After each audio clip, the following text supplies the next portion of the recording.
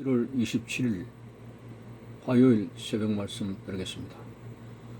본문 말씀은 창세기 11장 1절에서 5절입니다. 온 땅의 언어가 하나요 말이 하나였더라. 이에 그들이 동방으로 옮겨다가 시날 평지를 만나 거기 거류하며 서로 말하되 자 벽돌을 만들어 견고히 굽자 하고 이에 벽돌로 돌을 대신하며 역청으로 진흙을 대신하고 또 말하되 성읍과 탑을 건설하여 그 탑 꼭대기를 하늘에 닿게 하여 우리 이름을 내고 온 지면에 흩어짐을 면하자 하였더니 여호와께서 사람들이 건설하는 그 성읍과 탑을 버리고 내려오셨더라. 아멘. 노아 홍수 이후에 사람들의 모습이 시날 평지에 모여가지고 탑을 쌓아 올라가는데 매우 불순한 동기에서 탑을 쌓아가는 그런 모습들이 보입니다. 자, 그 탑을 쌓게 되는 동기가 두 가지로 나오는데 탑을 하늘에까지 높게 쌓아서 우리의 이름을 내자. 두 번째는 온 지면에 우리는 흩어짐을 면하자. 이것이 하나님 보시기에 얼마나 교만하고 오만방자한 행동인지 친히 강림하셔서 그들이 하나 된 언어를 혼란시키시고 그 작업이 중단되도록 만드셨습니다. 왜 이것이 그렇게 하나님 앞에 도전적인 것인가요? 여러분, 그들은 하나님 없이 자기들 중심으로 똘똘 뭉쳐가지고 살아가자. 이게 살아가는 방법이다. 우리의 이름을 내자. 뭐 이런 것이었습니다.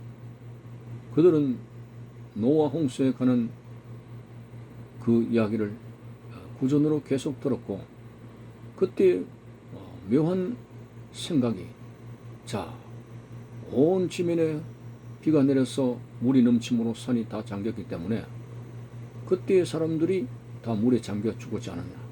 그러면 산보다도 더 높은 탑을 지어 올라가면 비가 아무리 내려도 우리는 물의 심판을 당하지 않고 하나님이 심판을 하셔도 우리는 살아남을 수 있다. 똘똘 뭉치자.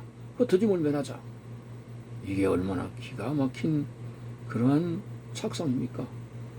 어떻게 이렇게 하나님 앞에 뭔가 피해 보려고 하는 하나님의 심판을 피할 길이 어디 있습니까? 범죄하였을 때 오히려 하나님 앞에 회개하고 잘못했습니다 고백하는 것이 하나님의 심판을 면할 수 있는 유일한 길이지. 범죄하고 나서 하나님의 심판을 피할 수 있다고 탑을 쌓아 올라가는 이 기가 막힌 망상들, 이게 얼마나 어리석은지 모릅니다. 요나도 이제 다시스로 가면서 하나님이 없는 곳으로 간다고 니느웨와 정반대의 다시스로 가는 것만이 하나님을 피할 수 있는 길이라고 했습니다. 여러분, 무소부재의 하나님이십니다. 하나님이 안 계신 곳이 없습니다. 선지자쯤 되면서 이런 하나님의 그러한 특성을 왜 헤아리지 못하고 배 밑창에 들어가면 하나님 보시지 않겠지. 저 니느웨 성에서 반대의 길로 가면 하나님이 나를 못 쫓아오시겠지. 이런 선지자가 이런 어리석은 생각을 하는 것처럼 오늘 시날 평지에 바벨탑을 쌓아 올라가는 그 무리들이 탑을 높이 쌓아 올라가면 하나님의 진노를 면할 수 있을 것이다. 제2의 홍수 심판이 있어도 우리는 흩어짐을 면할 수 있을 것이다. 이런 어리석은 참 과간입니다. 여러분, 하나님은 전능하신 분으로서 우리가 범죄한 자가 되었다면 회개하여 하나님의 긍휼을 얻을 뿐이지 범죄하고 더 악을 행해서 그러고도 살아남는다고 어리석게 탑을 쌓아 올라가는 이런 것이 얼마나 참 하나님 보시기에 기가 막힌 생각이겠습니까? 여러분, 인간은 이상스럽게도 하나님과 견주려고 하고 하나님처럼 높아지려고 그러고 낮은 데에 마음을 두지 아니하고 높아지려고 하는 그러한 쪽으로 가다가 떨어지는 그러한 경우들이 얼마나 많았습니까? 여러분, 오늘 우리는 결코 높은 자가 아닙니다. 선악과를 먹고 아담 이후에 타락한 범죄의 후손들입니다. 오직 하나님의 사랑과 긍휼이 아니고는 우리는 명함을 내밀 수가 없습니다. 상한 갈대를 꺾지 아니하시고 꺼져가는 심지를 끄지 아니하시는 하나님의 사랑이 아니면은 우리는 결단코 살아남을 수가 없습니다. 그러므로 어리석은 교만과 오만 방자를 버리고 주여 나는 죄인으로서이다. 나를 긍휼히 여기소서라는 그러한 간절한 몸부림으로써 하나님께 나아가야 되는 것이지. 그래야 너희 죄가 주홍같이 붉을지라도 양털같이 희게 될 것이라고 하는 그 말씀대로 오직 사하심은 하나님께 있습니다. 하나님의 용서가 임하게 될 때에 우리에게 임하신 모든 하나님의 진노가 이제 없어지게 되고 우리가 살아남을 수 있다고 하는 사실 앞에서 여러분, 하나님 앞에 마음을 높여서는 안 됩니다. 우리는 높아지려고 하는 그것은 사단의 역사입니다. 우리는 높아질 수도 없고 우리는 높아지는 것 그 자체가 잘못된 것입니다. 우리는 선악과를 먹은 자로서 할 말이 없는 자입니다. 하나님의 말씀을 거역한 자들입니다. 동각, 살인, 도적, 부패한 그러한 악한 육신의 생각을 쫓아가는 사람들입니다.